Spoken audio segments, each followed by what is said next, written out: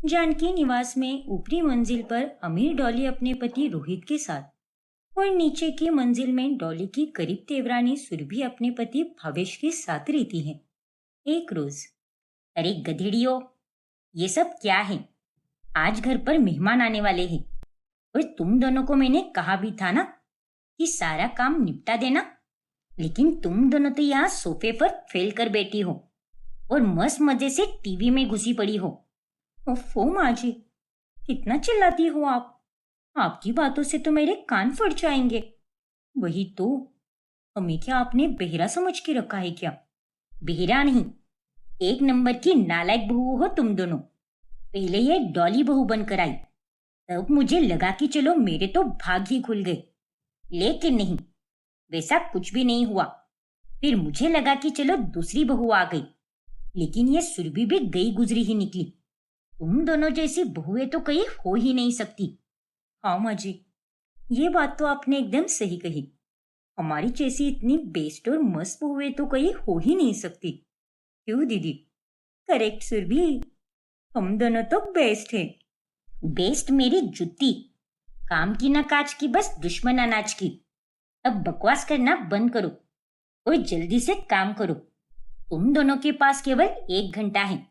अरे क्या माँ जी, आप भी? हम दोनों तो एक बहुत ही मस्त मूवी देख रहे हैं और मैं तो ये भी कहती हूँ कि आप भी हमारे साथ बैठकर ये मूवी देखो। काम तो होता ही रहता है ना। अरे नालायक होने की भी हद होती है। और तुम दोनों ने तो उसमें पीएचडी करके रखी है। कैसे निर्लज औरतें हो तुम दोनों। मेहमान आने वाले हैं और अब तक पूरा तो क्या, आधा काम भी नहीं हुआ है और तुम दोनों यहाँ बैठकर आराम से मूवी देख रही हो। अगर तुम दोनों यहाँ बैठकर टीवी देखोगी तो घर का काम तुम्हारी अम्मा आकर करेगी क्या?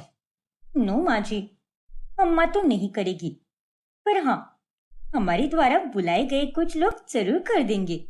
क्या मतलब? मेरा मतलब ये है कि हमने ऑनलाइन कुछ नौकरानियों को बुलाया है। वो लोग आकर 1 घंटे में खाना सफाई सब कुछ कर देंगे। इसलिए आप चिल करो और हमारे साथ बैठ जाओ, पॉपकॉर्न ठूसो और मूवी देखो। जी माँ जी, अब आ भी जाओ ना, ज्यादा सोचिए मत। अरे गधेड़ी, माना कि तू पैसे वाले खानदान से है, लेकिन ऐसे हमेशा अपने पैसों का इस्तेमाल करके तू अपने काम से नहीं बच सकती। अगर उतने ही पैसे तू बचा ले तो कितना अच्छा होगा। अरे माँ जी, दीदी के पैसों की चिंता आप क्यों कर रही हो?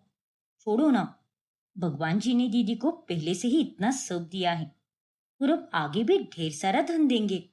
वो जो भी हो, देखो, आज तो मैं तुम दोनों चुड़ैलों को बख्श रही हूँ, लेकिन अगर आइंदा से तुम दोनों ने काम के मामले में कोई आनाकानी या आलस किया तो मुझसे बुरा और कोई नहीं होगा। फिर मेरा चंडी रूप देखने के लिए तैयार रहना। वो तो हम रोज ही देखते हैं माँ जी। कुछ नया बताओ। क्या कहा? कुछ भी तो नहीं माँ जी। लगता है आपके कान में कुछ इशू हो गया है। आजकल आपको अचानक से कुछ भी सुनाई देने लगा है। वो तो आपका कान की डॉक्टर का अपॉइंटमेंट बुक करा दूं क्या? तुम दोनों कभी नहीं सुधरने वाली। डॉली और सुरभि दोनों देवरानी जेठानी नहीं, बल्कि पक्की सहेलियां होती हैं। उन दोनों के गहरे रिश्ते को देखकर सभी लोग एकदम चकित हो जाते हैं। ऐसे ही एक दिन, ध्यान से सुन लो, दिवाली का पावन त्योहार आने वाला है। इसलिए मैं ये चाहती हूँ कि इस बार की दिवाली एकदम मस्त हो।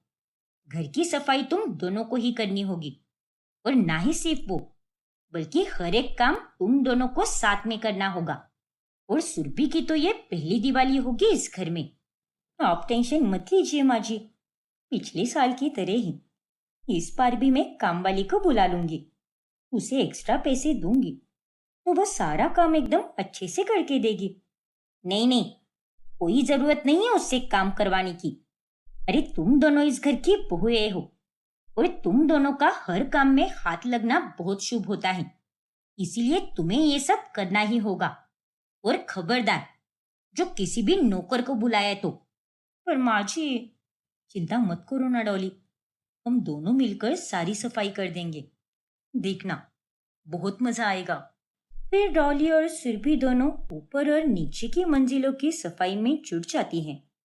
देख सुरभि, ये रहा मेरा इम्पोर्टेड वैक्यूम क्लीनर। इससे सफाई जल्दी हो जाएगी। अरे नहीं नहीं, मुझसे तो नहीं हो पाएगी इस वैक्यूम क्लीनर से सफाई, इसलिए मैं तो झाड़ू और पोछे से ही साफ करूंगी। ठीक है, फिर तू मेरे ऊपर के एरिया की सफाई कर और मैं तेरे नीचे की एरिया की सफाई करूंगी। फिर वो दोनों सफाई कम और मस्ती ज्यादा करने लगती हैं। बीच में ही गाना बजाकर नाचने गाने लगती हैं और सारे फर्श पर साबुन पानी और झाग होता है और उसमें होती है ये दोनों बहुएं। ऐसे में वहां पर जानकी आती है और वो वहां पैर रखकर फिसल जाती है। हाय राम, मेरी कमर! अरे बंद करो अपना ये तमाशा।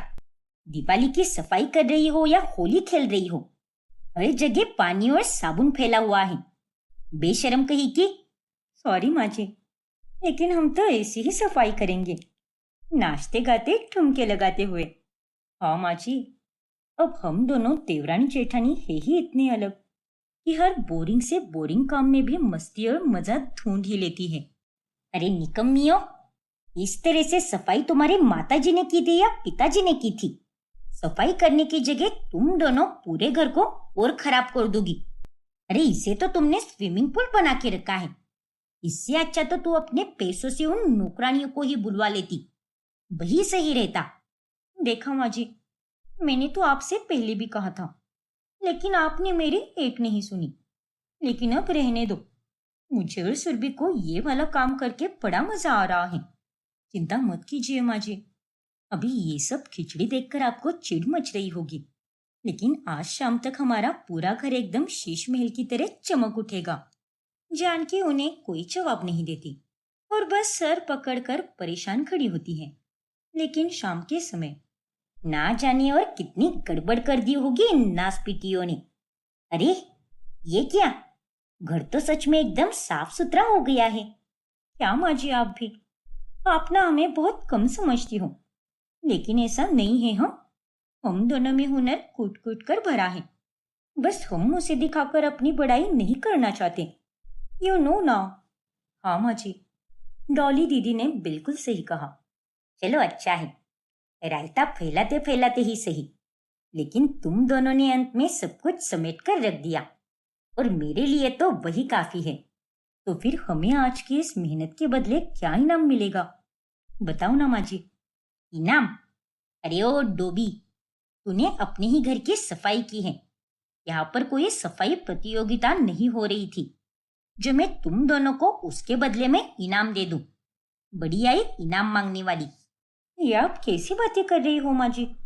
हमारा इनाम तो कुछ और ही है। हमें तो बस आपका प्यार और आशीर्वाद चाहिए।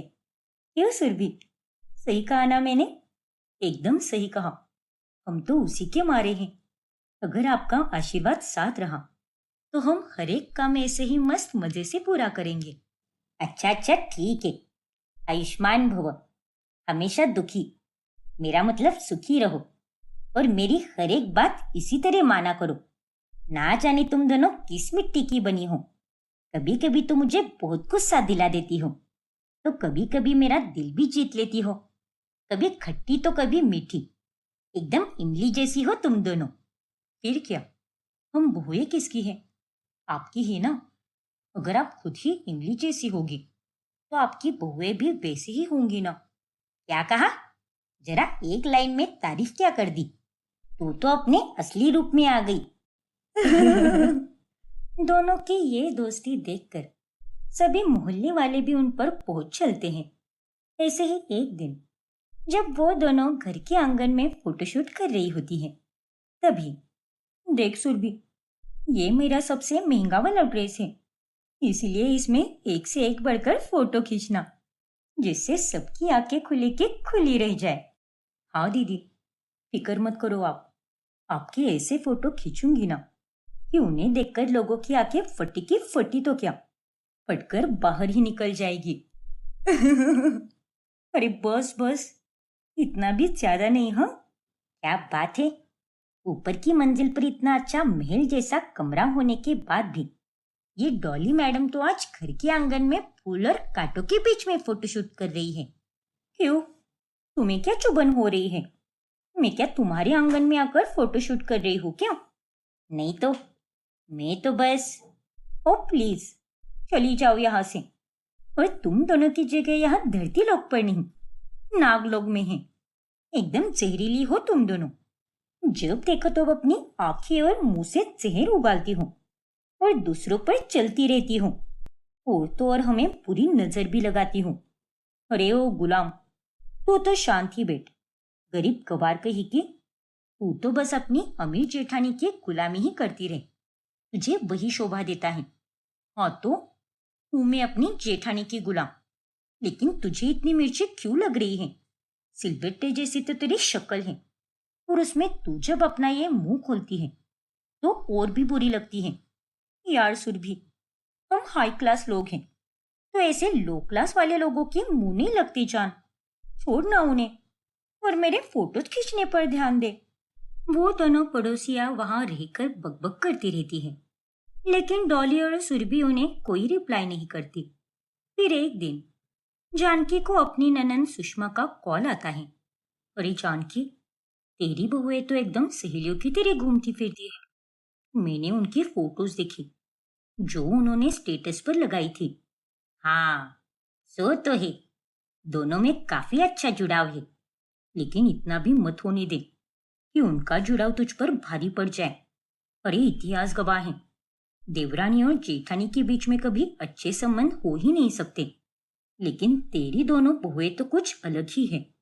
हाँ दीदी, मैं समझती हूँ कि अक्सर देवरानी और जेठानी के बीच अच्छे संबंध नहीं होते, लेकिन मेरी दोनों बहुएं चाहे नालायक हो या कैसी भी हो, वो दोनों मुझे अंत में निराश नहीं होने देती।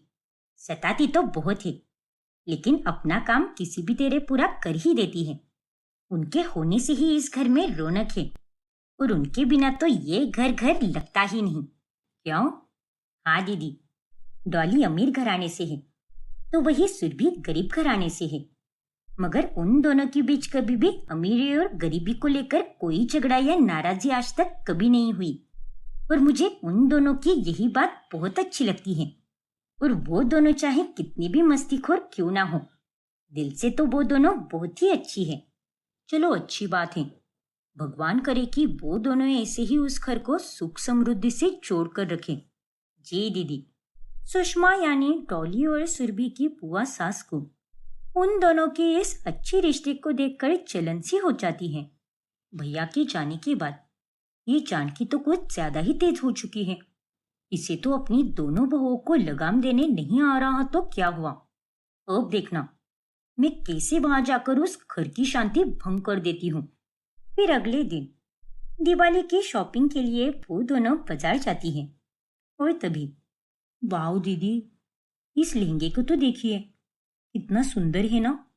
लेकिन अफसोस, मैं तो इसे खरीद ही नहीं पाऊंगी। अरे क्यों नहीं खरीद पाओगी तुम? जरूर खरीद पाओगी, और तुम दिवाली की रात तो यही लहंगा पहनोगी। मगर कैसी दीदी? वाई फिकर व्हेन डॉली इज हियर। अरे मैं तुम्हारी जेठानी होने के साथ साथ मुफ्त की एटीएम मशीन भी तो हो। अरे मेरे बाप ने तो मेरे नाम पे जो जायदाद की है, उसके पैसे कब काम आएंगे?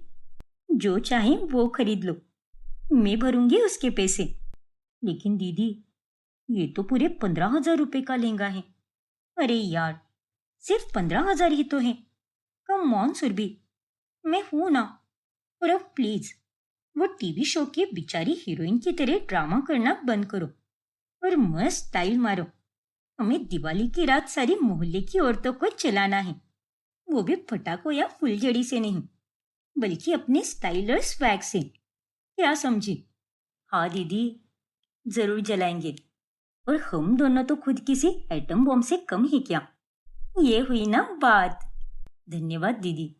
फिर घर जाते समय सुरभि भी डॉली के लिए रंगोली और दिए खरीदती है। वाओ डॉली, ये तो बिल्कुल वैसे ही दिए हैं जैसे मुझे चाहिए थे। मैंने ऑनलाइन इन्हें कितना ढूंढा, लेकिन मुझे मिला ही नहीं। मैं जानती थी दीदी कि आपको ये दिए बहुत पसंद है, इसीलिए मैंने आपको यहाँ रुकाया और मैं मार्केट के अंदर वाली गली में गई। ये वहीं पर मिलते हैं। ओ स्वीट यार, ये मेरी ऊपर की बालकनी में लगाऊंगी मैं। वहां पर ये कितने एस्थेटिक लगेंगे ना। You are the best Surabhi. अरे क्या अभी दीदी, आपने भी तो मेरे लिए कितना महंगा लहंगा खरीदा ना, और उस लहंगे के सामने तो ये दिए कुछ भी नहीं है। ऐसा नहीं है सुरभि, इन दियों की पैसों से कीमत भले ही कम हो, लेकिन ये मेरे लिए बहुत अनमोल है। Thank you so much Surabhi. फिर अगले दिन अचानक से दरवाजे पर किसी की दस्तक होती है। कौन है? कमाल है, सिर्फ बैग्स रखे हैं यहाँ पर। अरे कौन है वो बेवकूफ और निकम्मा जिसने बेल बजाई और यहाँ बैग रखकर चला गया? शक्ल तो दिखाओ, अभी तेरे बैंड बजाती हूँ। और नहीं तो क्या, हम दोनों को कितनी अच्छी नींद लगी थी, और इस बेल ने तो हमारी नींद ही बिगाड़ दी। अरे मैं हूँ। बुआ जी आप? हाँ मैं। क्यों नहीं आ सकती क्या? नहीं। क्या? मेरा मतलब नहीं नहीं, बिल्कुल आ सकती हो आप। अब ये घर भी तो आपका ही है ना बुआ जी। माफ कीजिए बुआ जी, वो हमें ये लगा कि मोहल्ले का ही कोई हमारे घर के बाहर बैग रख के चला गया और मस्ती कर रहा है, इसलिए हम चिल्लाए। अरे कोई बात नहीं, मैं उतनी समझदार हूँ। अब दरवाजे पर ही बातचीत करती रहोगी क्या, या अपनी बुआ सास को अंदर भी बुलाओगी? जी माफी चाहती हूँ, आइए ना अंदर। दोनों बहुएं सुषमा को नाश्ता परोसती हैं और वो चारों एक साथ बैठकर ढेरों बातें करते हैं। आप तो हमेशा बताकर आती हो दीदी, तो फिर आज अचानक क्यों सीधे सीधे बैग वैग लेकर आ गई? सब ठीक तो है ना? हाँ जानकी, सब कुछ ठीक है। मैं तो बस ऐसे ही कुछ दिन यहाँ पर रहने चली आई, लेकिन दिवाली तो मैं घर पर ही मनाऊंगी। लेकिन उससे पहले मैं तुम लोगों के साथ एडवांस में दिवाली मना लेती हूँ, बस यही सोचा और चली आई यहाँ पर। चलो अच्छा किया आपने। वैसे राशि और प्रिया दीदी कैसी है? उन दोनों ने दिवाली की तैयारियां शुरू की या नहीं? हाँ हाँ बिल्कुल, आधी तैयारियां तो हो भी गई है उनकी। मेरी बहुओं ने भी आधी तैयारियां कर दी है, बल्कि आधे से भी ज्यादा ही कर दी है। अब तो बस दिवाली की मिठाई और पकवान बनाने बाकी है। अच्छा, वैसे तुम दोनों के फोटोज में अक्सर देखा करती हूँ स्टेटस पर, और तो और जानकी भी बड़ी तारीफ करती है तुम्हारी। वही सोचकर मैं यहाँ चली आई कि तुम दोनों के साथ थोड़ा अच्छा समय बिताऊंगी। अब इतनी आदर्श बहुएं जो हो तुम दोनों। जी शुक्रिया बुआ जी। वैसे रोहित और भावेश कैसे हैं? वो दोनों तो बस अपने काम में ही व्यस्त रहते हैं। अभी तो हमारी फैक्ट्री भी बन रही है ना, इसीलिए उसी के काम में लगे हुए हैं। क्या कहा? दुकान से सीधे फैक्ट्री खोल दी? जी दीदी, दिवाली के अवसर पर फैक्ट्री की ओपनिंग होगी, आप भी आना अपने सह परिवार। कमाल है, इतना सब हो रहा है और तुमने मुझे बताया भी नहीं। अरे तुम तो बड़ी छुपा रुस्तम निकली। बाहर वालों से छुपा लेती ना, लेकिन मुझसे क्यों छुपाया? मैं तो भावेश और रोहित की बुआ हूं ना, तो मुझे बताने में क्या हर्ज था? ऐसी बात नहीं है दीदी, छोड़ो, अब जो भी हो। दोनों बेटे बस अपने जीवन में इसी तरह आगे बढ़े। अगर आज भाई होता तो वो ये सब देखकर अपने दोनों बेटों पर बहुत गर्व महसूस करता। हाँ, आपने बिल्कुल सही कहा। जानकी को घर में सबकी एकता और प्यार देखकर हैरानी होती है। मैं तो ठान कर ही आई हूँ कि इस बार इन सबकी दिवाली तो मैं खराब करके ही रहूंगी। और अब शुरू होगी आतिशबाजी रिश्तों की। फिर अगले दिन जब डॉली और सुरभि दोनों दिवाली की मिठाई पकवान बना रही होती हैं, तभी क्या बात है सुरभि, कितनी आसानी से तुमने इस मिठाई को आकार दे दिया। मैं तो ये सब अपने कैमरा में रिकॉर्ड करूंगी। तुम तो एकदम शेफ लेवल की निकली यार। शुक्रिया दीदी। अरे ओ कामचोर जेठानी, अपनी देवरानी की मदद कर पकवान बनाने में। हर बार तो तू दिवाली के वक्त बाहर से ही पकवान मंगवाती है, लेकिन इस बार जब तेरे साथ तेरी देवरानी है तो इससे कुछ सीख ले और थोड़ी बहुत उसकी मदद भी कर दे। ओफो माँ जी, आप रहने भी दो ना। आपको नहीं पता, डॉली दीदी बस यहाँ मेरे साथ इस गर्मी में खड़े रहकर ही बहुत बड़ी मदद कर रही है, वो भी मुझे कंपनी देकर। देखा माँ जी, पूना में नंबर 1 जेठानी। तुम दोनों किसी पागल खाने से ही छूट कर आई हो शायद। खैर, जो भी बना रहे हो आधे आधे पकवान साइड में निकाल कर रखना, भगवान जी को दिवाली की रात भोग लगाना है। जी माँ जी, हम सब जानते हैं। आप चिंता मत कीजिए। हाँ माँ जी, आप ये एक्स्ट्रा के इंस्ट्रक्शन देकर अपनी एनर्जी वेस्ट मत कीजिए और जाइए, जाकर आराम कीजिए, वरना आपके चेहरे का ग्लो मिट जाएगा। दिवाली की रात तो दियों से ज्यादा आपका चेहरा चमकना चाहिए और हम तीनों सास बहू की जोड़ी एकदम छा जानी चाहिए। अच्छा अच्छा ठीक है, चल अब मैं जा रही हूँ आराम करने। थोड़े टाइम में अपनी बुआ जी के पास जाकर एक बार उनसे पूछ लेना कि उन्हें कुछ चाहिए या नहीं। वो दोनों हंसते हंसते मजाक मस्ती करते हुए शाम तक सारे पकवान बनाकर रेडी कर देती हैं और वो वाकई में स्वादिष्ट बनते हैं। फिर अगले दिन सुषमा जानबूझकर बाहर से महंगे पकवान ऑर्डर करवाती हैं। अरे, ये पकवान किसने भेजे हैं? पता नहीं सुरभि। वो कोई डिलीवरी बॉय आकर गया था। उसने कहा कि इसे डॉली मैम ने मंगवाया है। शायद डॉली यही चाहती होगी कि वो अपनी दिवाली पूजा में ये महंगे महंगे पकवान रखे, ना कि तेरे हाथ के बने हुए पकवान रखे। क्या? हाँ सुरभि, देख बेटा, तुझे लगता है कि वो दिल से बहुत अच्छी है, लेकिन उसकी हरकतें तो कभी कभी यही दर्शाती हैं कि वो तेरे पास बस टाइम पास के लिए अच्छी है। खैर, मुझे जो लगा वो तो मैंने बता दिया, बाकी तेरी मर्जी। इस तरह सुरभि के कान भरकर सुषमा वहां से चली जाती है। फिर अगले दिन, अरे दीदी, आज आपने ही चाय नाश्ता बनाकर लाया?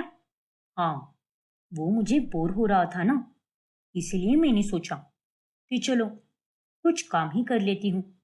और वैसे भी तुम्हारी दोनों बहुएं छत पर बैठकर टाइम पास कर रही हैं। उन्हें तो मैंने आवाज भी लगाई और कहा कि अपनी सास के लिए नाश्ता बना दो, तो उन्होंने आपस में ये कहा कि ना जाने ये बुढ़िया कब मरेगी। इसके लिए काम करते करते तो हम दोनों थक गई हैं। फालतू का बोझ है वो इस घर में। क्या? उन दोनों ने ऐसा कहा? हाँ, अब तुम ही देख लो। मुझे इतना बुरा लगा, लेकिन मैं किस मुंह से लड़ूं उनसे? तुम तो बड़ी तारीफें करती थी ना उनकी फोन पर, लेकिन अब जब मैं यहाँ पर आई हूँ तो मुझे इनके असली रूप दिखने लगे हैं। इसीलिए कहा था मैंने कि इनके साथ जरा सख्ती से पेश आया करो। तुम तो पल में सख्ती से पेश आती हो और दूसरे ही पल में बहुत प्यार से पेश आती हो। और ऐसा खट्टा मीठा स्वभाव रखने से कुछ भी नहीं होने वाला। सास को हमेशा अपनी बहुओं पर काबू रखना चाहिए। मुझे तो उम्मीद ही नहीं थी कि ये दोनों मेरे बारे में ऐसा सोचती हैं। सीधे सीधे मेरे मरने की राह देख रही है ये दोनों। इतनी बुज़दिल है मेरी दोनों भी बहुएं। ए ऊपर वाले, ये सुनने से पहले मुझे उठा क्यों नहीं लिया तूने?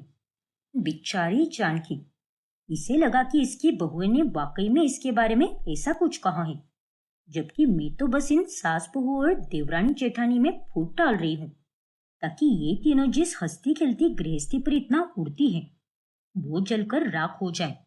अब सुषमा अपनी दोनों बहुओं से कटी कटी सी रहती है। वही दूसरी तरफ, अरे डॉली बेटा, तू इतने अमीर घराने से है, फिर भी तुझ में जरा भी घमंड नहीं है। सच में बेटा, तेरा ये स्वभाव तो मुझे बहुत अच्छा लगता है। शुक्रिया बुआ जी। लेकिन एक बात बताओ, तू अपनी इस अच्छाई को जरा संभल कर बटोरा कर, क्योंकि इस जीवन में जो जैसा दिखता है जरूरी नहीं कि वो वैसा ही हो। मतलब, आप कहना क्या चाहती हो बुआ जी? मेरे कहने का मतलब ये है कि सुरभि तेरे बारे में अच्छा नहीं सोचती। अब कल रात की ही बात है, जब वो सोने से पहले रसोई साफ कर रही थी, तभी उसने मुझसे कहा कि डॉली वाकई में मुझे अपनी गुलाम ही समझती है। काय की सुंदर दिखती है वो। बस महंगा मेकअप और स्टाइलिश कपड़े पहनने से सुंदर थोड़ी ना होता है कोई। खुद का तो उसके पास कुछ भी नहीं है, बस अपने पिता के पैसों के दम पर उड़ती रहती है। अरे उसकी बातों से तो यह साफ साफ झलक रहा था कि वो तेरी सुंदरता, अमीरी और हर एक चीज से जलती है और उसके मन में तेरे प्रति कितनी नफरत भरी हुई है। नहीं बुआ जी, ये सच नहीं हो सकता। अरे यही सच है डॉली, और मैं भला तुझसे झूठ क्यों बोलूंगी? कसम ऊपर वाले की, जो जो सुरभि ने मुझसे कहा मैं वही आकर तुझे बता रही हूँ। क्या? देख बेटा, मैं तुम दोनों के बीच कोई आग नहीं लगाना चाहती और ना ही मैं ये चाहती हूँ कि तुम दोनों का ये अटूट रिश्ता टूट जाए, लेकिन तेरी बुआ सास होने के नाते अब ये तो मेरा फर्ज है ना कि तुझे सच्चाई से रूबरू कराऊं। इसलिए अब तो उससे लड़ने मत चली जाना, सीधे सीधे उससे दूरियां बनाने लग जा। अरे ऐसे लोगों से तू जितना दूर रहोगी उतनी ही सुखी रहोगी, और ये बात तो तुम्हें अच्छे से पता है। हाँ बुआ जी, शायद आप सही कह रही हो। थैंक्स हाँ, मेरी चिंता करके मुझे सच्चाई बताने के लिए। अरे उसमें कैसा थैंक्स बेटा, वो तो मेरी बहू है ना, और मैं तेरे लिए इतना तो कर ही सकती हूँ। अब डॉली सुरभि से एकदम ना के बराबर बातचीत करती है, जिससे सुरभि काफी हैरान हो जाती है। फिर ऐसे ही एक रोज, ना जाने दीदी को क्या हुआ है, आज ऊपर उनकी मंजिल पर दिवाली की पार्टी है और उनके सभी दोस्त आने वाले हैं, लेकिन उन्होंने तो मुझे बताया भी नहीं और ना ही ठीक से इस विषय पर मुझसे बातचीत की। एक बात बताऊं सुरभि, कल ही मैंने डॉली को फोन पर अपनी सहेलियों से बात करते हुए सुना था। कह रही थी वो कि वो बिल्कुल नहीं चाहती कि उसकी गरीब देवरानी उसकी अमीरों वाली हाई क्लास दिवाली पार्टी में शामिल होकर उसकी इज्जत खराब करे। क्या? हाँ बेटा, उस दिन भी मैंने तुझे कहा था ना कि उसने महंगे पकवान और मिठाई मंगवाई है, क्योंकि उसे अपनी दिवाली पूजा में तेरे गरीबों वाले पकवान नहीं चाहिए, बल्कि अपने अमीरों वाले पकवान रखने थे। और जब उसके मन में इतना मेल भरा है, तो तू उस पर इतना अंधा प्यार और विश्वास क्यों रख रही है? शायद आप सही कह रही हो बुआ जी, दीदी ने मेरे साथ ये सही नहीं किया, बहुत गलत किया है। अब दोनों बहुओं में आपस में बातचीत पूरी तरह बंद हो जाती है और जानकी भी अपनी बहुओं से बात करती ही नहीं। घर में त्योहार के समय रिश्तों में कड़वाहट आ जाती है और ये सब देखकर सुषमा बहुत खुश होती है। अरे बेटा, मैं तेरी कोई मदद कर दूं क्या? नहीं बुआ जी, मैं बना लूंगी रंगोली। वैसे उस टॉली के मुकाबले मुझे तो तेरी ये हाथ से बनी हुई रंगोली बहुत पसंद आई। उसने तो बस वो महंगे रंगोली वाले पैच लाकर बिछा दिए, लेकिन तू तो कितने मेहनत से रंगोली बना रही है। जाने दीजिए बुआ जी, उन्हें जो करना है करने दीजिए। अरे तेरी सास भी कोई कम नहीं है, वो भी उसी के द्वारा लाए हुए महंगे पैच की तारीफ कर रही थी और तेरी इस बेहद ही सुंदर रंगोली की बुराई कर रही थी। अब डॉली अमीर है ना, इसीलिए जानकी भी उसी से चिपकी हुई रहती है, एक को हाथ और दूसरे को लात। अब ये स्वभाव तो कितना गलत है ना। इस तरह से सुषमा सुरभि के कान भरकर उसके मन में जानकी के लिए भी जहर घोल देती है, और ऐसे ही वो डॉली के पास जाकर भी वो उसे अपनी सास के खिलाफ कर देती है। उनके घर में अशांति फैलाकर अब वो अपने घर को निकलने लगती है। भाई वाह, मजा ही आ गया मुझे। जिस मकसद से मैं यहाँ पर आई थी वो आखिरकार पूरा हो ही गया। इस हंसते खेलते जगमगाते हुए घर में आज उदासी, अशांति और रिश्तों में खटास है। चलो, इसी बात पर मैं तो आज बहुत ही खुश हूँ, और अब तो मुझे यहाँ से चले जाना चाहिए। लेकिन आधे रास्ते में पहुंचने पर उसे पता चलता है कि वो अपनी पर्स वही भूल चुकी है।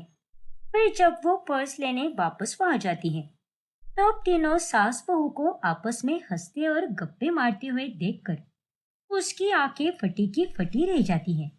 देखना सुरभि, माँ जी को तो मैं दिवाली की रात में एकदम माधुरी दीक्षित की तरह सजाऊंगी, और वो तुझसे और मुझसे भी ज्यादा जवान लगेगी। क्यों माँ जी, सही कहा ना मैंने? पागल कही की। क्या दीदी, आप भी ना। अच्छा चलो, मैंने बनाई हुई मिठाई खा कर देखते हैं। घर से बला टली है तो मुंह मीठा तो होना ही चाहिए ना। हाँ हाँ बिल्कुल। वाओ सुरभि, दुनिया के सारे महंगे हलवाई फेल हुए हैं तेरे हाथ की मिठाई के सामने। अमेजिंग यार। धन्यवाद दीदी। और ये सब कैसे हुआ? तुम दोनों तो एक दूसरे से नाराज थी ना? अरे मैं जोकर हूँ क्या, जो इस तरह हंसे जा रही हो तुम तीनों? यहाँ पर ये सब क्या चल रहा है? आपको क्या लगा दीदी कि आप यहाँ आकर फूट डालोगी और हम तीनों में दरार आ जाएगी? ऐसा ना तो कभी हुआ है और ना ही कभी हो सकता है।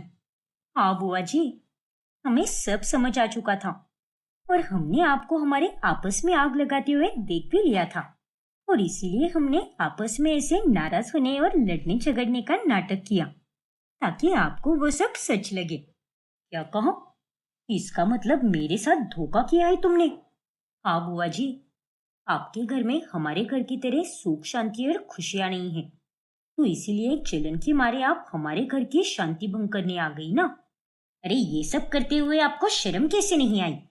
ये तो आपके स्वर्गवासी भाई का ही घर है। जरा सोचिए, ये सब देखकर उनकी आत्मा कितनी दुखी हुई होगी। एक बहन होने के नाते लानत है आप पर। अपने ही घर में बहुओं के सामने आपकी दाल नहीं गल पाई, इसीलिए यहाँ पर हमारा घर तोड़ने आ गई आप। लेकिन हम तीनों का रिश्ता इतना कमजोर नहीं है कि कोई भी एरा गेरा आकर इसे तोड़ सके।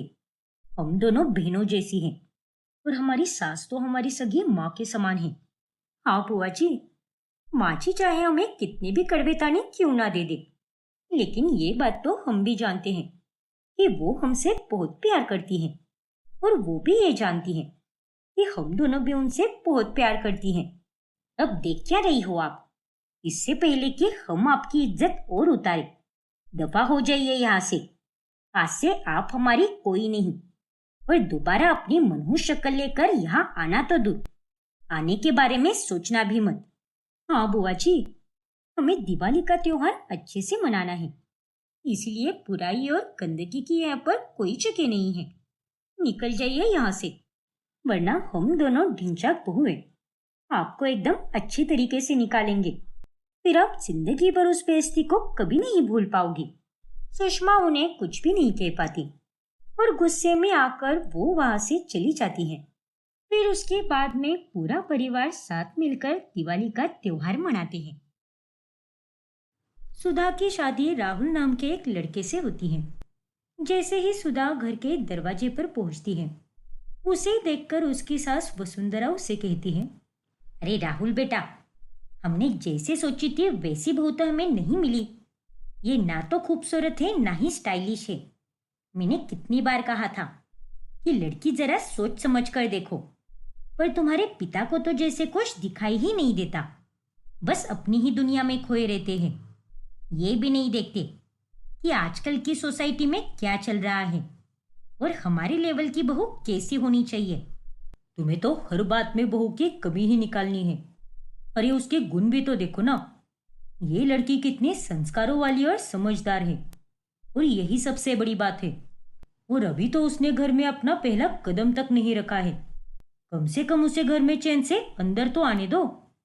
अच्छा जी, अब क्या करना है और क्या नहीं, ये अब आप मुझे समझाओगे क्या? अरे बस भी करो मम्मी, पहले सुधा का गृह प्रवेश तो करवा लो। बातें करने के लिए पूरी जिंदगी पड़ी है। अरे वाह बेटा, तू तो अभी से उसका गुलाम बन गया है। बस करो वसुंधरा, अब जो नसीब में लिखा था वो तो हम नहीं बदल सकते ना। चलो अब बहू का गृह प्रवेश करवा दो। वसुंधरा अपना मन मारकर सुधा का गृह प्रवेश करवाती है। ऐसे ही 2-4 दिन निकल जाते हैं और सुधा हर काम पूरी लगन और कोशिश से करती है। फिर एक दिन जब वसुंधरा का सर दर्द होता है, तब सुधा चाय लेकर उसके पास आती है। ये लीजिए मम्मी जी, मैंने आपके लिए चाय बनाई है, खास कम चीनी डाली है और मस्त अदरक डाल के बनाई है चाय। आपने कहा था कि आपको सर दर्द हो रहा है, इसीलिए मैंने खास उस बात का ध्यान रखा है माँ जी। फिर जब वसुंधरा उस कप में से चाय पीती है, तब उसका मुंह बन जाता है। अरे ये कितनी तीखी चाय बनाई है तूने? मायके से कुछ सीख कर नहीं आई क्या तू? भला ऐसी चाय कौन बनाता है? एक चाय भी तुझे ठीक से बनानी नहीं आती। लेकिन मम्मी जी, मैंने तो सब कुछ ठीक से ही डाला था और पापा जी को भी यही चाय दी थी मैंने, और उन्हें तो वो चाय बहुत पसंद आई। तो अब तू मुझे सिखाएगी क्या कि चाय कैसी पीनी चाहिए? अरे तेरी इस चाय के कारण मेरी जुबान जलने लगी है। अब हट यहाँ से, मुझे तो तुझसे कोई बात ही नहीं करनी। फिर सुधा वहां से चली जाती है और वसुंधरा की बातों से वो काफी नाराज हो जाती है। हे भगवान, पता नहीं आज मैंने ऐसा क्या कर दिया जो मम्मी जी मुझसे इतना नाराज हो गई। मैं तो बस सबका ध्यान रखना चाहती हूँ, शायद वक्त के साथ सब ठीक हो जाए। तभी हॉल में से रघुनाथ उसे आवाज लगाता है। अरे बहू, मेरे लिए थोड़े गर्मा गर्म चटपटे पकोड़े बना दे। कुछ तला भुना खाने का आज मेरा बड़ा मन कर रहा है। ठीक है पिताजी, मैं अभी बना कर लाती हूँ। सुधा बहुत खुश हो जाती है और किचन में जाकर जल्दी जल्दी बेसन घोलती है, प्याज काटती है और चूल्हे पर गरम तेल में चटपटे पकोड़े डालती है। फिर थाली में पकोड़े सजाकर वो हॉल की तरफ जाती है। तब वो देखती है कि रघुनाथ हॉल में बैठकर शराब पी रहा होता है। ये आप क्या कर रहे हो पापा जी? आप हॉल में बैठकर शराब कैसे पी सकते हो? ये बिल्कुल भी अच्छी बात नहीं है। अगर आपको शराब पीते हुए पिंकी देखेगी तो उस पर क्या असर पड़ेगा? और राहुल जी भी ऑफिस से आते ही होंगे, तो उन्हें भी यही लगेगा कि अगर आप घर पर बैठकर शराब पी सकते हो तो ये वो भी कर सकते हैं। इसीलिए कह रही हूँ पापा जी, आप यहाँ पर शराब मत पीजिए।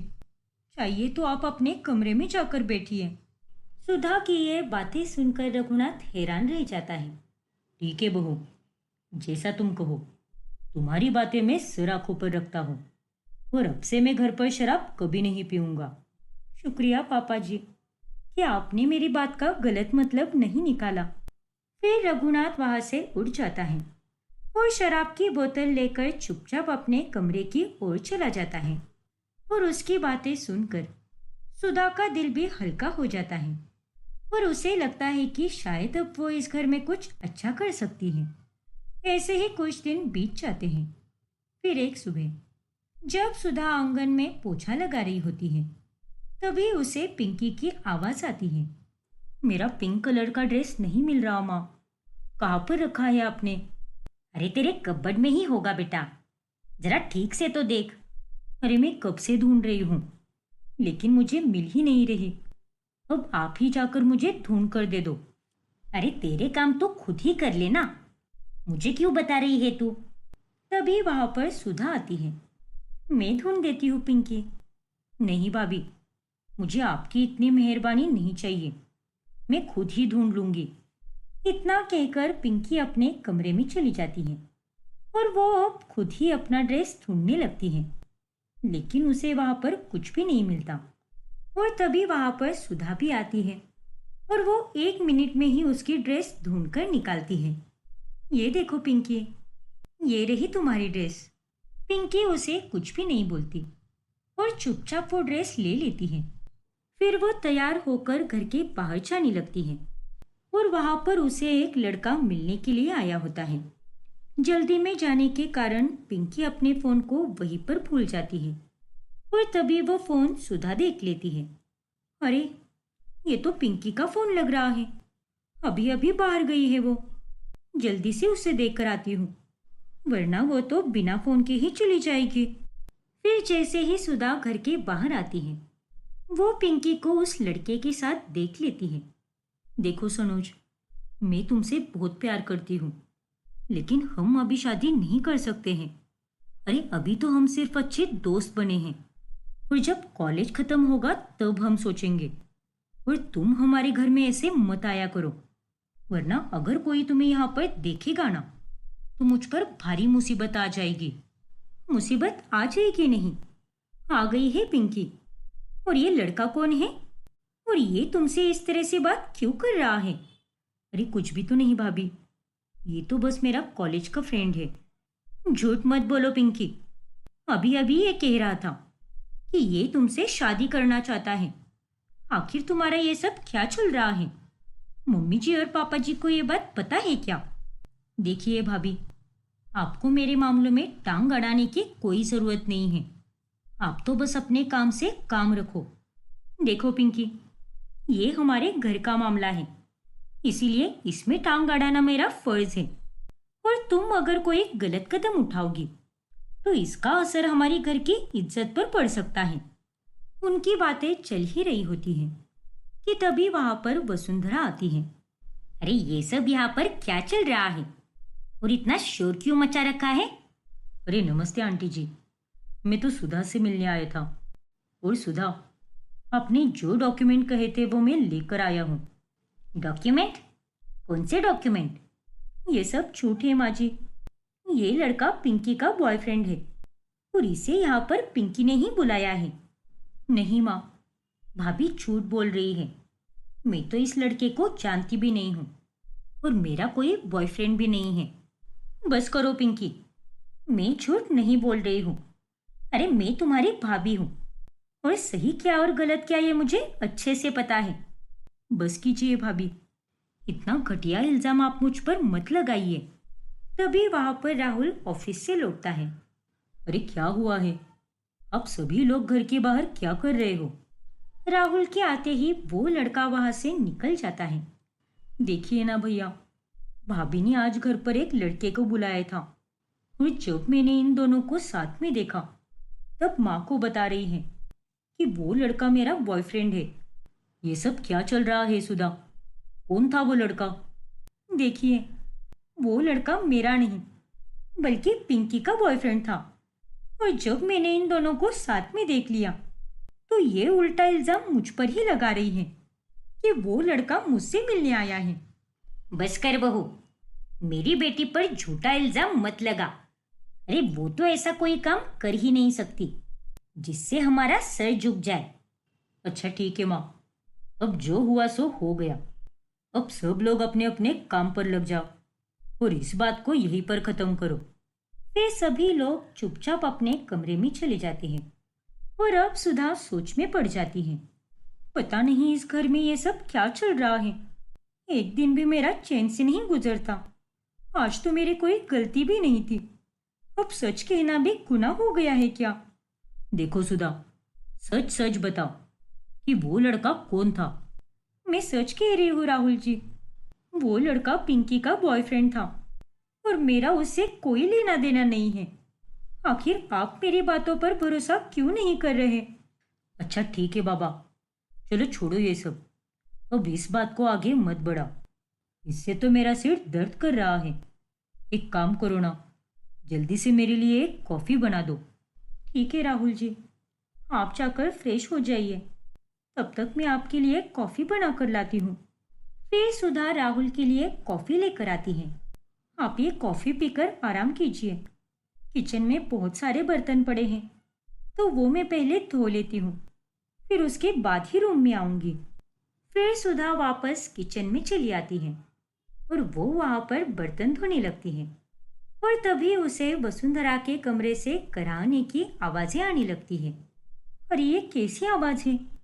लगता है कि माँ जी के कमरे से आ रही है। फिर वो दौड़ती हुई वसुंधरा के पास पहुंचती है। अरे मम्मी जी, आप ठीक तो हो ना? अरे नहीं बहू, मुझे बहुत तेज बुखार सा लग रहा है। हे भगवान, रात के 11 बज चुके हैं। पापा जी भी घर पर नहीं हैं और इस वक्त डॉक्टर भी नहीं मिलेगा। एक काम करती हूँ, मैं जाकर अभी पानी और पट्टी लेकर आती हूँ। फिर रात भर जागकर सुधा वसुंधरा की पट्टी करती रहती है और थकान के कारण सुधा की आंख लग जाती है। फिर सुबह होते ही जब वसुंधरा की आंख खुलती है तब वो सुधा को उसके पैरों में सोई हुई देखती है। ये तो वही बहू है जिसे मैंने घर आते ही ताने मारे थे, हर बात पर दोषी ठहराया था। मेरी हर बात ये चुपचाप सहती रही, पर आज देखो, ये रात भर जागकर मेरी सेवा करती रही। मेरी पट्टी भी की उसने, वो भी बिना किसी शिकायत के, और आज इसी के कारण मेरा बुखार भी उतर गया है। हे भगवान, तेरा लाख लाख शुक्रिया जो तूने मुझे ऐसी बहू दे दी। बहू, अरे सुधा बहू, उठ जा बेटा। अरे मम्मी जी, आप कब उठी? और आपकी तबीयत अब कैसी है मम्मी जी? ठीक तो लग रहा है ना आपको? हाँ बहू, अब मुझे बिल्कुल ठीक लग रहा है। पर तू यहाँ पर पूरी रात जमीन पर ही सोती रही, अपने कमरे में जाकर सो जाती ना। अरे नहीं मम्मी जी, आप तो बीमार थी ना, तो आपको अकेला छोड़कर मैं वापस कैसे चली जाती भला? तेरा बहुत शुक्रिया बहू, सच में तुम बहुत अच्छी हो। आप भी बहुत अच्छी हो मम्मी जी। चलो, अब मैं फटाफट से तैयार हो जाती हूँ और फिर उसके बाद खाना बना लेती हूँ। तब तक आप थोड़ा आराम कीजिए, उठकर काम करने की कोई ज़रूरत नहीं है। फिर जब सुधा किचन में काम कर रही होती है, तभी वहां पर पिंकी आ जाती है। अरे भाभी, मुझे आपसे कुछ कहना है। हाँ पिंकी, कहो क्या बात है? वो हमारे कॉलेज में एक फूड कंपटीशन है और मुझे कुछ भी बनाना नहीं आता। इसलिए आप अगर मुझे कुछ सिखा दोगी तो मैं शायद वो कंपटीशन जीत भी जाऊं और उससे मुझे अच्छे मार्क्स मिल जाएंगे, जिससे मेरी रैंकिंग में सुधार भी आ सकता है।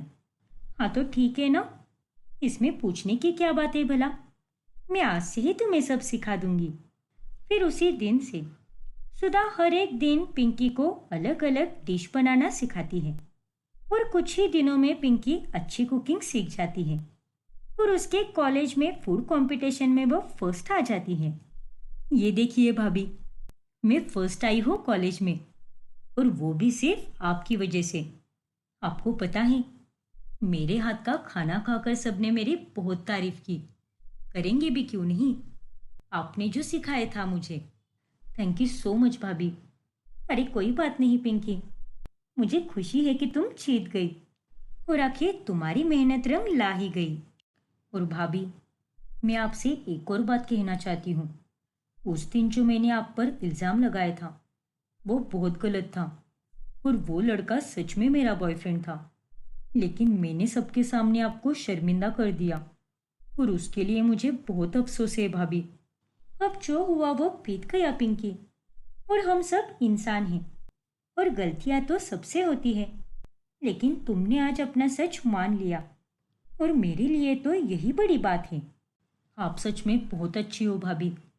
मैंने आपके साथ कितना गलत किया, लेकिन उसके बावजूद भी आपने मुझे माफ कर दिया। आप इस घर की बहू नहीं, लक्ष्मी हो लक्ष्मी। तभी दरवाजे पर अचानक से तेज दस्तक होती है और पिंकी घबराकर जल्दी से दरवाजा खोलने जाती है।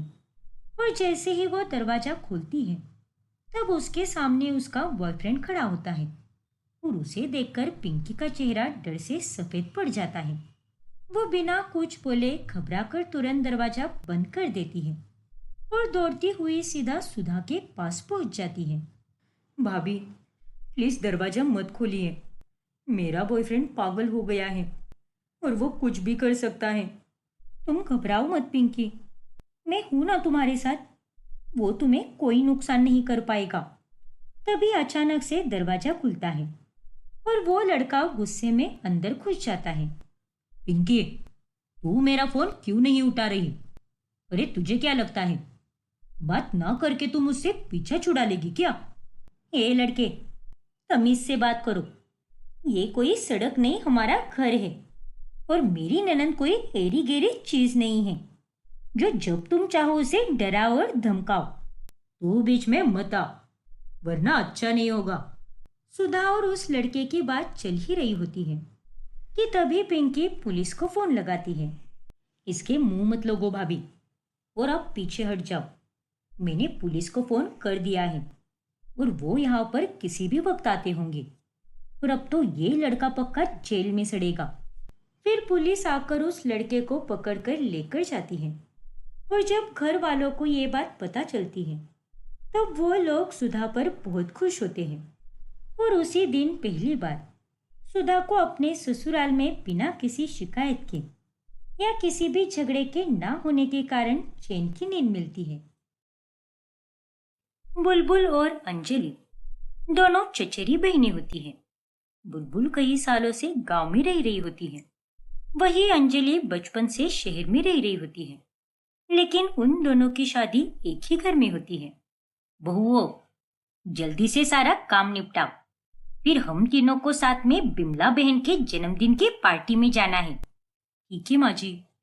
लेकिन माँ जी, मेरे पास तो पहनने लायक कोई नया ड्रेस भी नहीं है, तो मैं पार्टी में क्या पहनूंगी? ये देखिए, ये पहन लूं लाल वाला ड्रेस।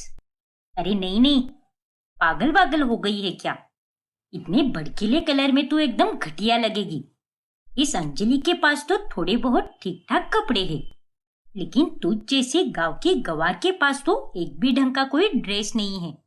बेवकूफ कहीं की। अब मैं भी क्या करूं माँ जी? गांव में शहर की तरह अच्छे और स्टाइलिश वाले कपड़े कहाँ पर मिलते हैं? और मैं तो यहाँ पर शादी करके 2 से 3 महीने पहले ही आई हूँ, तो मैंने यहाँ से कोई नया ड्रेस भी नहीं खरीदा है, इसीलिए मेरे पास पहनने लायक कुछ भी नहीं है माँ जी। एक काम कीजिए ना माँ जी, आप मुझे और बुलबुल को नया पार्टी ड्रेस खरीदने के लिए कुछ पैसे दे दीजिए, फिर हम दोनों अच्छी अच्छी शॉपिंग करके आएंगे, ताकि आज शाम की पार्टी में हम दोनों वो ड्रेस पहनकर एकदम चमक जाए।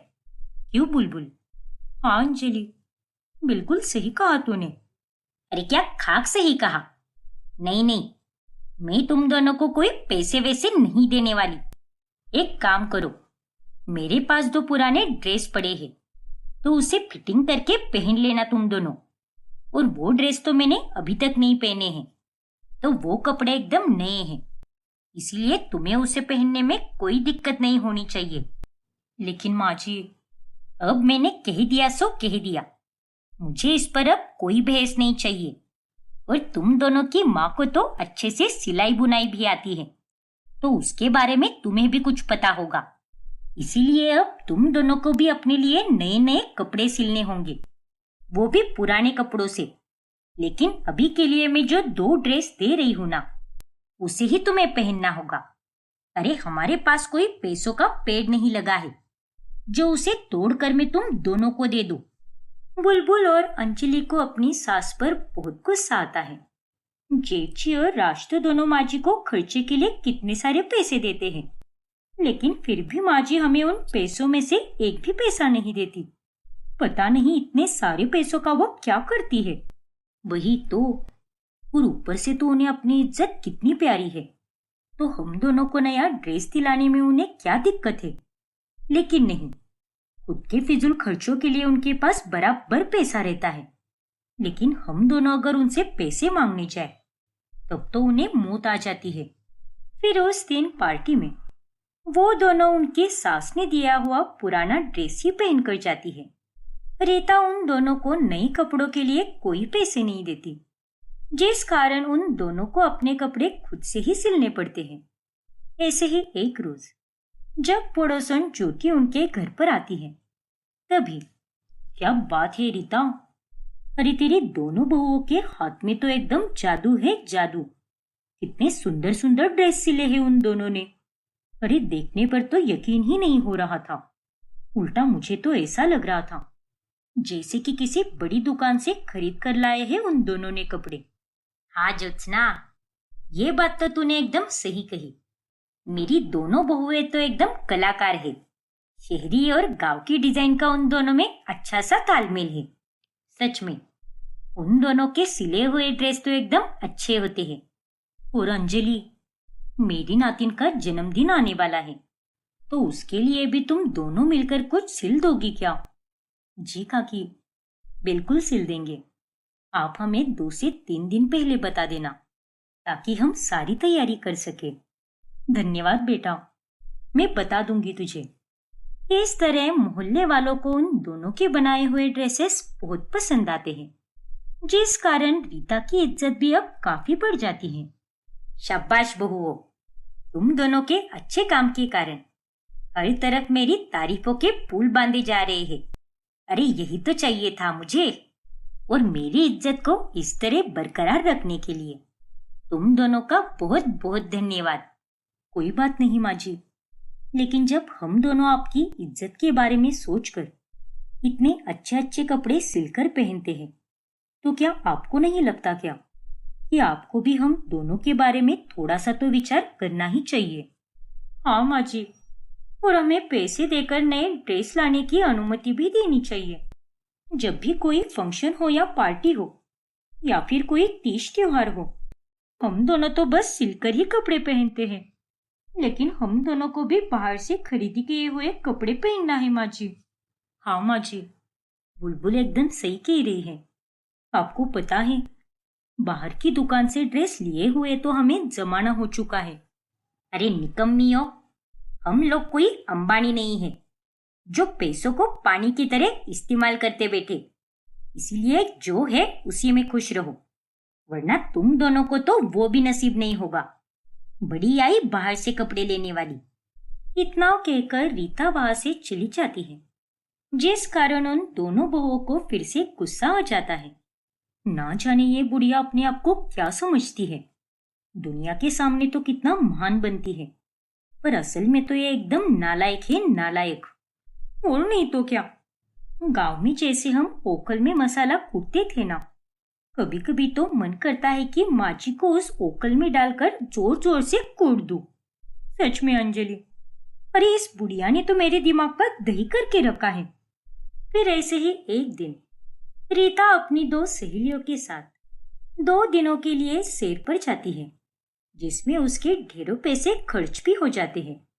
और फिर वहां से लौटने के बाद, अरे माँ जी, आपने तो अपने लिए कितना कुछ लाया है, लेकिन अपने ही बहू बेटों के लिए कुछ भी नहीं लाया। हाँ माँ जी, ये तो गलत बात है ना। और आप ही कहती हो कि हमें पैसों की बचत करनी चाहिए, उन्हें यूं जाया नहीं करना चाहिए। लेकिन अब तो आप खुद ही 2 दिनों के लिए मस्त घूम फिर कर आई हो, तो फिर अब आपकी बचत कहाँ पर गई? कहाँ गया वो आपका ज्ञान? वो और माँ जी, हम दोनों के पति तो आपको हमारे भी हिस्से के पैसे देते हैं, इसीलिए आपका फर्ज बनता है कि हम दोनों को जो चाहिए वो दिलाए, या फिर हमारे हिस्से के पैसे आप हमें दे दो, ताकि हम भी अपनी इच्छाएं पूरी कर सके। हाँ माँ जी, और हम दोनों कोई बेवकूफ नहीं है जो बस घर में बैठकर घुट घुट कर जीते रहे। अरे आप तो खूब एंजॉय करती हो, लेकिन अब क्या चीज हो वो बस हमें ही पता है। घर में कुछ और बाहर कुछ और। बाहर तो आपने अपनी इज्जत एकदम अच्छी बनाए रखी है, लेकिन पता नहीं घर आकर आपको क्या हो जाता है। सच में आप तो बहुत ही कंजूस हो। बस बहुत हुआ। और खबरदार, जो अब तुम दोनों ने अपने मुंह से एक शब्द भी और निकाला तो कब से पे पे पे किए जा रही हो। अब चलो जाओ यहाँ से, जाकर अपना काम करो, वरना मुझसे बुरा और कोई नहीं होगा। घर आए मुझे 5 मिनट भी नहीं हुए और तुम दोनों तो मेरे सर पर चढ़कर नाचने लगी हो। रीता की ये बातें सुनकर वो दोनों अब चुप हो जाती है। और फिर रात में, देखो ना सुशील, तुम और देवर जी हर महीने माँ जी को कितने सारे पैसे देते हो, लेकिन वो तो हमें 1 रुपया भी नहीं देती। अरे हम दोनों के पास तो बाहर पार्टी या फंक्शन में पहनने के लिए कोई अच्छा सा ड्रेस भी नहीं है। जो कुछ भी बाहर पहनकर जाते हैं ना, वो सब हमने अपने हाथों से ही बनाया होता है। ओफो अंजलि, अब मैं इसमें क्या बोलूं? तुम तो जानती ही हो ना कि माँ का स्वभाव कैसा है। अगर उन्हें जरा कुछ भी बोलने जाओ तो वो किसी गर्म तवे की तरह तप जाती है, और फिर वो सामने वाले की बैंड बजा देती है। तुम और तुम्हारा भाई दोनों किसी भी काम के नहीं हो। अरे अपनी ही माँ से कोई इतना डरता है क्या? हाँ डरते हैं, क्योंकि हमें ही पता है कि हमारी माँ कितनी डरावनी है। हे भगवान, पता नहीं हम दोनों बहनें ये कहाँ कर फंस गई है। एक काम करो, अब से तुम और देवर जी माँ जी को उनके हिस्से के पैसे उन्हें दे दो, और हमारे हिस्से के पैसे हम दोनों को दिया करो, क्योंकि अब इस पर यही मात्र एक उपाय है। अरे नहीं नहीं, मैं ऐसा नहीं कर सकता। क्या? लेकिन क्यों? क्योंकि अगर मैंने ऐसा किया तो माँ हमारी बैंड बजा देगी। अरे तुम दोनों बहनें तो माँ को बस कुछ ही महीने पहले से जानती हो, लेकिन हम दोनों भाई उन्हें बचपन से जानते हैं। इसीलिए सिर्फ हमें ही पता है कि हमारी माँ कितनी डरावनी है। तुम्हारी तो ऐसी की तैसी, किसी काम के नहीं हो तुम तो। बुलबुल और अंजलि अब अपनी सास से बहुत परेशान हो जाती है। देख अंजलि, माँ जी की बस एक ही कमजोरी है, और वो है उनकी बाहर वालों की नजरों में बनाई हुई इज्जत। और अगर हमने उसी इज्जत को बिगाड़ दिया, तभी जाकर माँ जी की अकल ठिकाने पर आएगी और उनके स्वभाव में बदलाव आएगा। हाँ बुलबुल, ये बात तो तूने एकदम सही कही। अरे माँ जी की इज्जत बनाए रखने के लिए अब तक तो हम दोनों बस अच्छे अच्छे ड्रेस पहनकर ही बाहर जाया करते थे, लेकिन अब से हम दोनों ऐसा बिल्कुल नहीं करेंगे। और अब से हम दोनों ऐसे उबड़ खाबड़ ड्रेसेस बनाएंगे जिसे देखकर लोग हम पर खूब हंसेंगे और हमारा खूब मजाक उड़ाएंगे, जिस कारण माँ जी की इज्जत मिट्टी में मिल जाएगी। और उन्हें बहुत शर्मिंदगी होगी। जे बात, अरे यही तो कहना चाहती थी मैं। अब तू तो मेरी बहन ठहरी ना, तो तूने मेरी मन की बात अपने आप ही समझ ली। अब बुलबुल और अंजलि अच्छे कपड़े बनाने की जगह पर खराब और मजाकिया कपड़े बनाती है और वो उन कपड़ों को पहनकर बाहर गली में निकलती है। बाप रे, अरे वो देख मीनाक्षी, रीता बहन की बहू है। अरे एक वक्त था जब ये दोनों कितने सुंदर सुंदर कपड़े पहनकर निकला करती थी, लेकिन आज देखो ये दोनों तो एकदम चोकर लग रही है। हाँ ज्योति, अरे ये दोनों तो अपनी सास की इज्जत डुबाने में कोई कसर नहीं छोड़ रही, लेकिन इन्हें देखकर तो मुझे बहुत मजा आ रहा है। फिर एक दिन जब मीनाक्षी के घर पर एक पार्टी होती है, तभी उसमें बुलबुल और अंजलि हद से ज्यादा फनी ड्रेस पहनकर जाती है और वहां मौजूद सभी लोग उनका खूब मजाक उड़ाते हैं। अरे रीता बहन, आजकल तुम्हारी बहुएं ऐसा कौन सा नशा करने लगी है जो ऐसे ऊट पटांग ड्रेसेस पहनकर घूमती रहती है? अरे मैं तो कहती हूँ कि इन दोनों को किसी सर्कस में भेज दो, कम से कम उन दोनों को वहां से कुछ पैसे तो आएंगे। क्यों मीनाक्षी, सही कहा ना मैंने? हाँ ज्योति, एकदम सही कहा तूने। अरे काकी जी, आप इस तरह से क्यों हंस रही हो? अरे ये तो हमारा नया फैशन है। अरे वो फैशन नहीं, फैशन होता है, बेवकूफ कहीं की। हाँ हाँ वही काकी जी, बात तो आपको समझ आई ना। अरे सत्यानाश हो तुम दोनों का, अभी के अभी घर चलो, निकलो यहाँ से। लेकिन माँ जी, अभी तो पार्टी शुरू हुई है, तो हम इतनी जल्दी घर क्यों जाएंगे भला? एक बार मैंने कह दिया ना, चलो यहाँ से। रीता उन दोनों को वहां से घर लेकर जाती है और घर आकर वो उन दोनों को खूब सुनाने लगती है। अरे बेशर्मो, ये सब क्या नौटंकी लगा रखी है तुम दोनों ने? पिछले एक हफ्ते से देख रही हूं मैं कि तुम दोनों ऐसे ही ऊट पटांग कपड़े पहने जा रही हो और इसी कारण मेरा मोहल्ले में मजाक बन रहा है। अरे पहले तो तुम दोनों कितने अच्छे अच्छे ड्रेसेस बनाकर पहना करती थी, तो अचानक से ही तुम्हें क्या हो गया? अरे ऐसे घटिया कपड़े क्यों पहनने लगी हो तुम? क्योंकि हमें ऐसे कपड़े पहनना बहुत पसंद है माँ जी, और इन कपड़ों में क्या बुराई है भला? अच्छे खासे तो है ये कपड़े। अच्छे और ये कपड़े? शी, एकदम घटिया है ये कपड़े। अरे इन्हें भी कोई ड्रेस कहता है क्या? अरे क्या हो गया है तुम दोनों को? दिमाग तो ठिकाने पर है ना तुम्हारा? देखिए माँ जी, जब आपको ये साफ साफ दिखाई दे रहा है कि हमने अजीबोगरीब कपड़े पहने हैं और इसीलिए आपकी इज्जत जा रही है, तो आपको ये बात क्यों नहीं दिखाई देती कि आपकी बहुओं को भी कोई ख्वाहिश होगी? अरे हमें भी सजना संवरना होता है, नए नए कपड़े पहनना हमें बहुत अच्छा लगता है, यहाँ तक कि घूमना फिरना भी हमें बहुत पसंद है। अरे हमारा भी मन करता है कि बाहर जाकर चटपटे पदार्थ खाएं, लेकिन नहीं, आप तो बड़ी ही स्वार्थी हो माँ जी। अरे आपको तो हमारी खुशी की कुछ भी नहीं पड़ी। हाँ माँ जी, अरे आपने तो हमेशा केवल अपना ही स्वार्थ देखा है। हमारे बेचारी पति तो आपसे कितना डरते हैं, इसीलिए वो दोनों आपसे कुछ भी नहीं कह पाते और चुपचाप अपनी सैलरी के पैसे आपके हाथ में थमा देते हैं। लेकिन आप अपनी तो इच्छाएं बराबर से पूरी करती हो। खुद के लिए तो हर 15 दिन में नए नए कपड़े लाती हूँ, लेकिन हमारे लिए तो आप कुछ भी नहीं करती। अरे आपको देने के बाद तो हमारे पतियों के पास कुछ भी पैसे नहीं रहते, तो हम किससे पैसे मांगे और किससे उम्मीद रखें? और नहीं तो क्या माँ जी, अगर हम दोनों एक बहू होने का धर्म बखूबी निभा रहे हैं, तो आप अपने सास होने का धर्म क्यों नहीं निभा रहे? और यही एक कारण है, और इसीलिए हमने ये प्लान बनाया कि अब से हम दोनों ऐसे ही कपड़े बनाकर पहनेंगे जिन्हें देखकर लोग हम पर खूब हंसे और इससे आपकी इज्जत की धज्जियां उड़ जाए। उन दोनों की ये बातें सुनकर रीता को अपनी गलती का एहसास हो जाता है। मुझे माफ कर दो बहुओं, मैं सच में बहुत स्वार्थी और निर्दयी हो गई थी। तुम दोनों ने मेरी इज्जत करने के लिए कितना कुछ किया, लेकिन मैं ही निर्दयी हूँ, जो मैंने तुम दोनों के बारे में जरा भी नहीं सोचा। लेकिन अब से ऐसा बिल्कुल नहीं होगा। अपनी सास को सुधरने का एक मौका दो, और अब से तुम दोनों को जो भी चाहिए वो मैं तुम्हें सब दिलाऊंगी। फिर वो चाहे कुछ खाने का पदार्थ हो या पार्टी ड्रेस हो, सब दिलाऊंगी मैं तुम्हें। शुक्रिया माँ जी, लेकिन आप माफी मत मांगिए।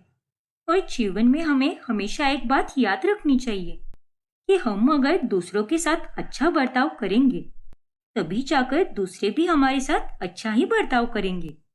इसीलिए हमें किसी का दिल नहीं दुखाना चाहिए। हाँ माँ जी, चलिए अब से नो रोना धोना। और आज हम तीनों साथ में शॉपिंग करने जाएंगे और ढेर सारे सुंदर सुंदर ड्रेसेस खरीदेंगे। हाँ हाँ बिल्कुल, चलो हम अभी निकलते हैं। फिर रीता अपनी दोनों बहुओं को शॉपिंग कराने लेकर जाती है और फिर उस दिन के बाद से वो उनके साथ प्यार और खुशी से रहने लगती है।